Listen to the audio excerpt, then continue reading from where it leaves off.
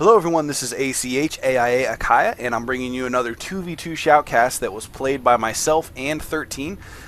We were playing some 2v2s the other night. We did manage to make it into the Platinum Division. So our opponents have been a bit more difficult to play against, I will admit. The games have been much more challenging, and we've seen a lot more exciting finishes. This one game that I am about to show you here is one such game. The 2v2 game here is on Shakuris Plateau, which is a fun level. If you've never played this map before, you can see basically the four corners are the starting points, and the left side and the right side is how the factions are split up. So this is 13 spawning as the purple Protoss here, myself being the light blue Zerg spawning down in the lower left-hand corner here. And the way the map is laid out here is you have a ramp leading down from your main base into a kind of in between, like a middle ground, which the main ground in the level is this low ground. The middle ground just above that is where your main expansion is, leading down from a ramp in your main base, which is the high ground.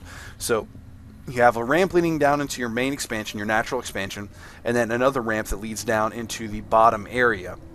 Now, on the other side here, my buddy 13 has a similar area that has been mirrored up on the map, and then everything basically leads right across the middle here. There is a line of sight blocker also on each side, so that each team has to go through that to get to the other team. And then at the top and bottom of this middle area here, you do see two Xel'Naga watchtowers.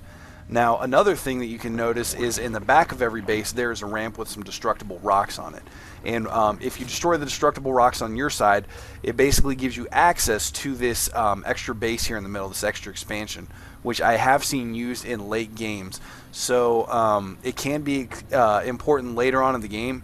I haven't seen too many people expand to it early on, though, because it is susceptible if your enemy that is directly across from you decides to break down their own set of destructible rocks.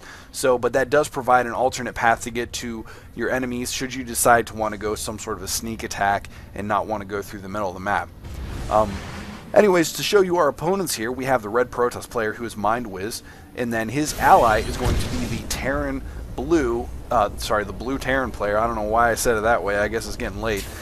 His name is Travis, and you can see that he has started a pretty typical wall off here. He's got 3 supply depots and a couple of barracks going here. Now, he does have 1 Vespene Geyser, which generally indicates that he's going to get a tech lab for some Marauders, and not tech super heavy. So, although he is getting his 2nd refinery, so I don't remember if we see early factory or not, but he does have the dual gas going, so it looks like he is going to go a little bit more tech heavy build, and we can see that he does already have that tech lab. He is starting to produce Reapers, actually, which he uses for harassment later on. I do remember that now that I see this. And 13 is going dual gateways right now, just cranking out some Zealots using Chrono Boost so he can get them out quicker. And then if we go down to my base here, I am doing my typical speed Zergling rush on my initial opening. Which again, I love this opening because it gives you great vision on the map, because the speed upgrade for the Zerglings allows them to cover so much ground on the map so quickly. So you can really see a lot of what's going on, and they're great for harassment. Because again, if the early game Zealots, if they don't have the ramp blocked off properly, Zerglings can basically just run right around these Zealots, and the Zealots won't be able to catch up before you can do some damage to their economy, which is exactly what I'm about to do here. You can see he's got 5 Zealots, and I run all my Zerglings by and only lose 1 of them, and I'm just going straight back for his economy here. And you can see that red has got, we already took down 1 probe, and at this point I know that 13's coming up behind here with a few more Zealots, so I'm not worried about killing probes right now. I just want to keep him distracted until 13 gets here, which 13 is now here. And the red player Mindwiz has basically been tasked with either focusing on killing my Zerglings so his economy doesn't die, or focusing on killing 13 Zealots so his gateways don't die. Unfortunately, he has decided to do neither so far, and his first gateway is about to go down. He does engage 13 Zealots here, and it looks like he is outnumbered with Zealots, and he also lets 13 get some free shots in there, so his Zealots are going to go down quickly. And at this point too, my Zerglings are able to get into his mineral line and attack his drone, or his probes rather. So his probes are going to go down rather quickly. On the top of the map here, we do see though the blue player, he destroyed his destructible rocks on the back ramp for his base, and he's destroying 13's destructible rocks here as well. Now, the reason he's doing this, Reapers are cliff jumping units. but they can only jump one cliff at a time, which if you remember when I was talking about this map earlier, there's a ramp going up into your expansion, and then there's a ramp going up yet again into your main. So your main is basically 2 levels above this back ramp here. So the Reapers cannot directly jump onto it, and they have to actually kill these destructible rocks before they can get up in there. And he's going to go straight for the Nexus. You can see how much damage these Reapers do against buildings, and his Nexus is just going to go down too quick for him to even respond. He does have a lot of probes in his base, but unfortunately no units right now. All of our units are out on the offensive currently.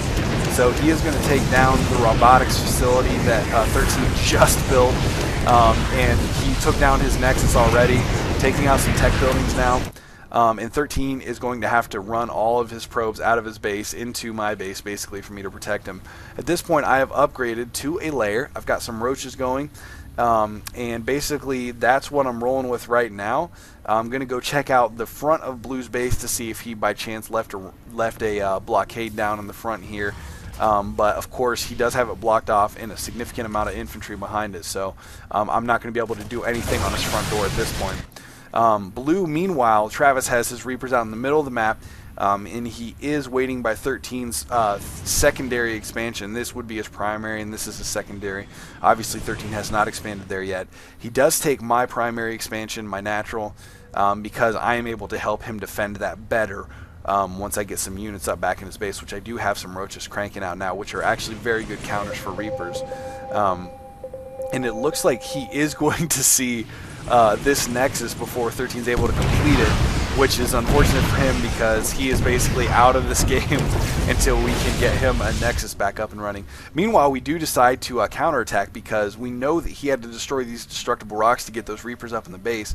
So we decide to go and basically use his own tactic against him here. Obviously, we don't have cliff jumping Reapers, but we do have about 8 Zealots here and a handful of roaches, which do a lot of damage to SCVs. So